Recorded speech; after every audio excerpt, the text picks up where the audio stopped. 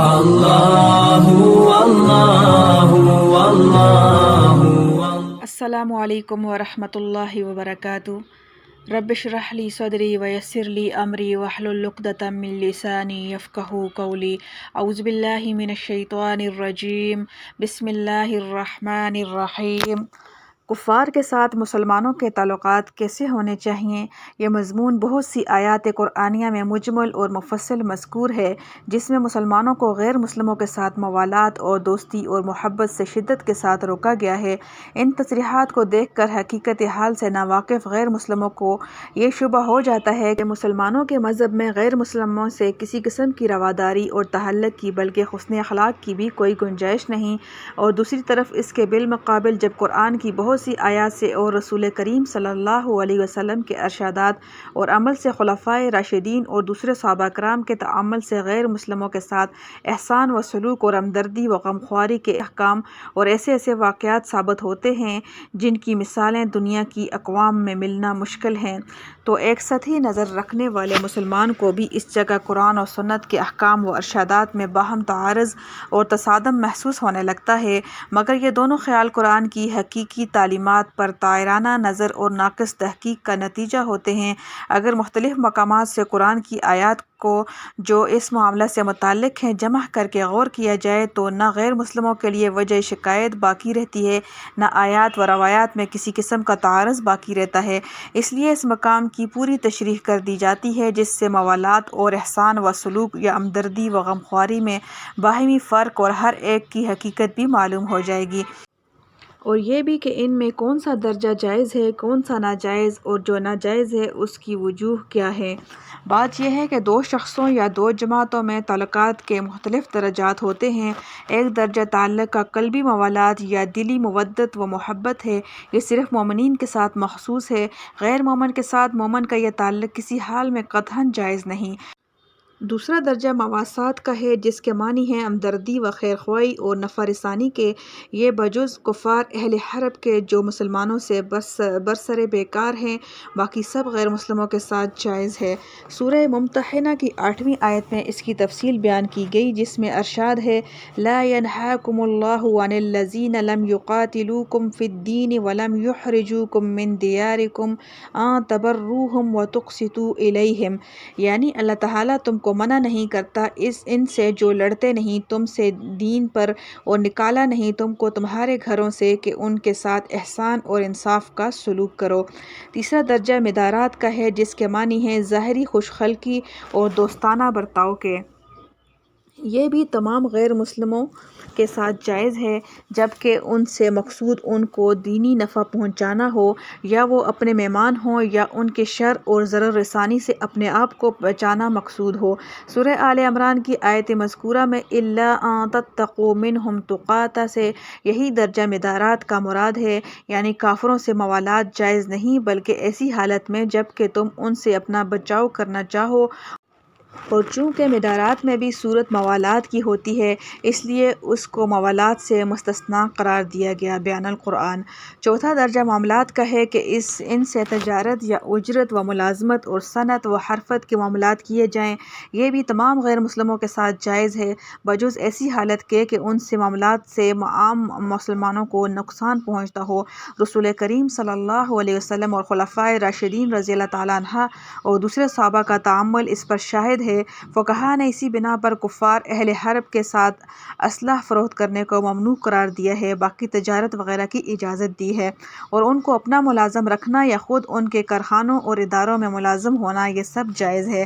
اس تفصیل سے آپ کو یہ معلوم ہو گیا کہ قلبی اور دلی دوستی و محبت تو کسی کافر کے ساتھ کسی حال میں جائز نہیں، اور احسان و ہمدردی و نفع رسانی بجز اہل حرب کے اور سب کے ساتھ جائز ہے۔ اسی طرح ظاہری خوش خلقی اور دوستانہ برتاؤ بھی سب کے ساتھ جائز ہے، جبکہ اس کا مقصد مہمان کی خاطرداری یا غیر مسلموں کو اسلامی معلومات اور دینی نفع پہنچانا یا اپنے آپ کو ان کے کسی نقصان اور ضرر سے بچانا ہو۔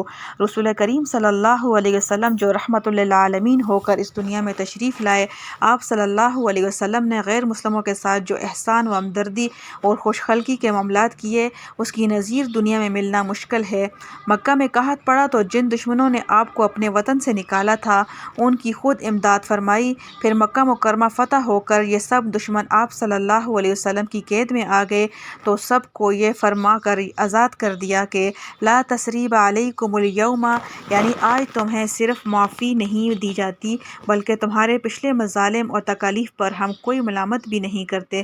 غیر مسلم جنگی قیدی ہاتھ آئے تو ان کے ساتھ وہ سلوک کیا جو اپنی اولاد کے ساتھ بھی ہر شخص نہیں کرتا۔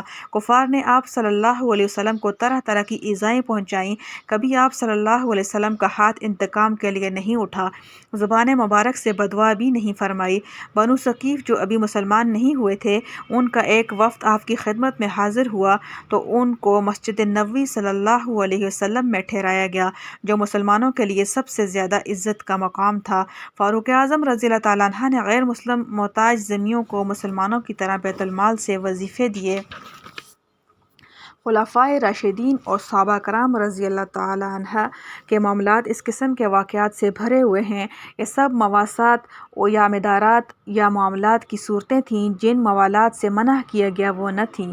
اس تفصیل اور تشریح سے ایک طرف تو یہ معلوم ہو گیا کہ غیر مسلموں کے لیے اسلام میں کتنی رواداری اور حسن سلوک کی تعلیم ہے، دوسری طرف جو ظاہری تعارض ترک موالات کی آیات سے محسوس ہوتا تھا وہ بھی رفع ہو گیا۔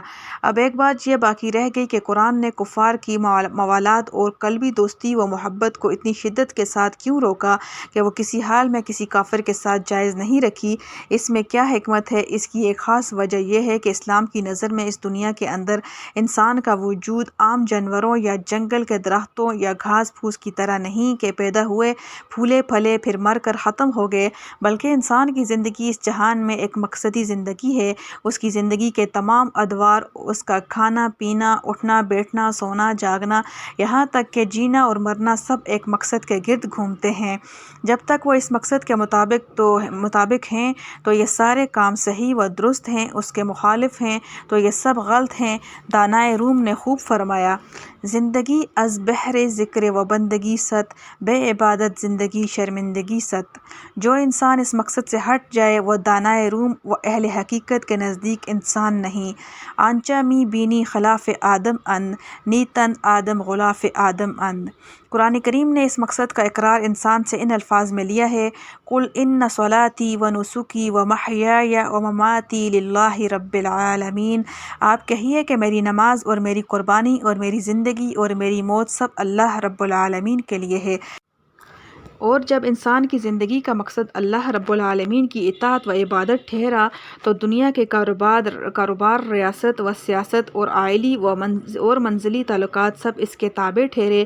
تو جو انسان اس مقصد کے مخالف ہیں وہ انسان کے سب سے زیادہ دشمن ہیں، اور اس دشمنی میں چونکہ شیطان سب سے آگے ہے، اس لیے قرآن کریم نے فرمایا: ان الشیطان لکم عدو فاتخذوہ عدوا، یعنی شیطان تمہارا دشمن ہے، اس کی دشمنی کو ہمیشہ یاد رکھو۔ اسی طرح جو لوگ شیطانی وساوس کے پیرو اور انبیاء علیہم السلام کے ذریعہ آئے ہوئے احکام خداوندی کے مخالف ہیں، ان کے ساتھ دلی ہمدردی اور قلبی دوستی اس شخص کی ہو ہی نہیں سکتی جس کی زندگی ایک مقصدی زندگی ہے، اور دوستی و دشمنی اور موافقت و مخالفت سب اس مقصد کے تابع ہیں۔ اسی مضمون کو صحیحین کی ایک حدیث میں اس طرح ارشاد فرمایا گیا ہے: من احب للہ و ابغض للہ فقد استکمل ایمانہ، بخاری و مسلم۔ یعنی جس شخص نے اپنی دوستی اور دشمنی کو صرف اللہ کے لیے وقف کر دیا اس نے اپنا ایمان مکمل کر لیا۔ معلوم ہوا کہ ایمان کی تکمیل اس وقت ہوتی ہے جب کہ انسان اپنی محبت و دوستی اور دشمنی و نفرت کو اللہ تعالیٰ کے تابع بنا دے۔ اس لیے مومن کی قلبی موالات اور مودت صرف اسی کے لیے ہو سکتی ہے جو اس مقصد کا ساتھی اور اللہ جل شانہ کا تابع فرمان ہے۔ اس لیے قرآن کریم کی مذکورہ آیتوں میں کافروں کے ساتھ دلی اور قلبی موالات اور دوستی کرنے والوں کے بارے میں کہا گیا کہ وہ انہی میں سے ہیں۔ آخر آیت میں ارشاد فرمایا کہ اللہ تعالیٰ تم کو اپنی ذات عظیم سے ڈراتا ہے، ایسا نہ ہو کہ چند روزہ اعراض و مقاصد کی خاطر موالات کفار میں مبتلا ہو کر اللہ جل شانہ کو ناراض کر بیٹھو، اور چونکہ موالات کا تعلق دل دل سے ہے اور دل کا حال اللہ کے سوا کوئی نہیں جانتا۔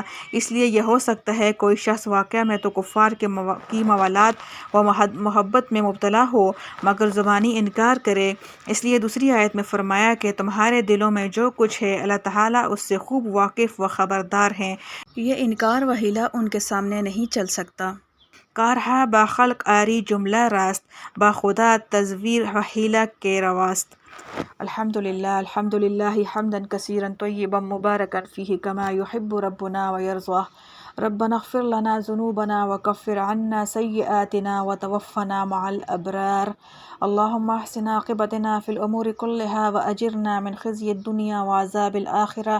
اللہم انا اسألک من خیر ما سألک منہ نبیک محمد صلی اللہ علیہ وسلم۔ اللہم انا نعوذ بک من شر ما استعاذ منہ نبیک محمد صلی اللہ علیہ وسلم۔